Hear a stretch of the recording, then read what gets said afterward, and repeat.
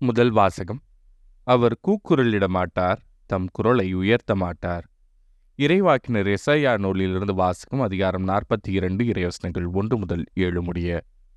ஆண்டவர் கூறுவது: இதோ என் ஊழியர், அவருக்கு நான் ஆதரவு அளிக்கிறேன்.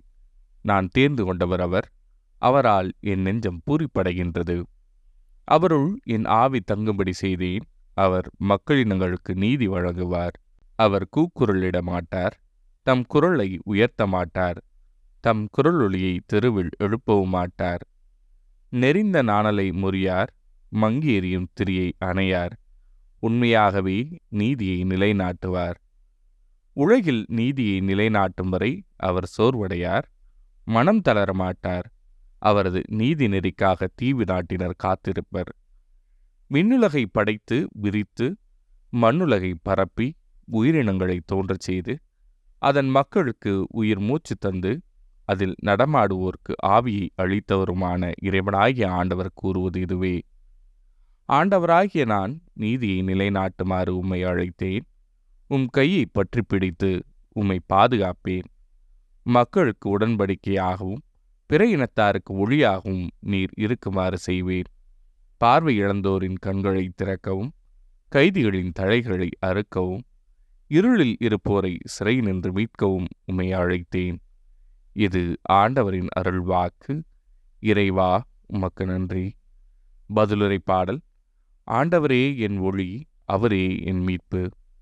ஆண்டவரே என் ஒளி, அவரே என் மீட்பு. யாருக்கு நான் அஞ்ச வேண்டும்? ஆண்டவரே என் உயிருக்கு அடைக்கலம். யாருக்கு நான் அஞ்சி நடுங்க வேண்டும்? ஆண்டவரே என் ஒளி, அவரே என் மீட்பு. தீயவர் என் உடலை விழுங்க என்னை நெருங்குகையில் என் பகைவரும் எதிரிகளுமான அவர்களே இடறி விழுந்தார்கள்.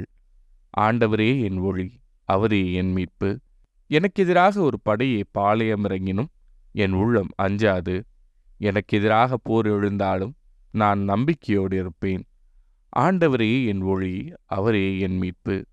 வாழ்வோரின் நாட்டினிலே ஆண்டவரின் நலன்களை காண்பேன் என்று நான் இன்னும் நம்புகிறேன். நெஞ்சே, ஆண்டவருக்காக காத்திரு, மன உறுதி கொள். உன் உள்ளம் வலிமை பெறட்டும். ஆண்டவருக்காக காத்திரு. ஆண்டவரே என் ஒளி, அவரே என் மீட்பு. நற்செய்தி வாசகம். மரியாவை தடுக்காதீர்கள். என் அடக்க நாளை முன்னிட்டு அவர் இதை செய்யட்டும். யோவான் எழுதிய தூய நற்செய்தியிலிருந்து வாசகம். அதிகாரம் 12, இறைவசனங்கள் 1 முதல் 11 முடிய.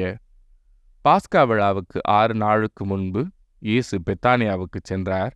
அங்குதான் இயேசு லாசரை உயிர்த்தெழச் செய்தார். அங்கு அவருக்கு விருந்து அளிக்கப்பட்டது.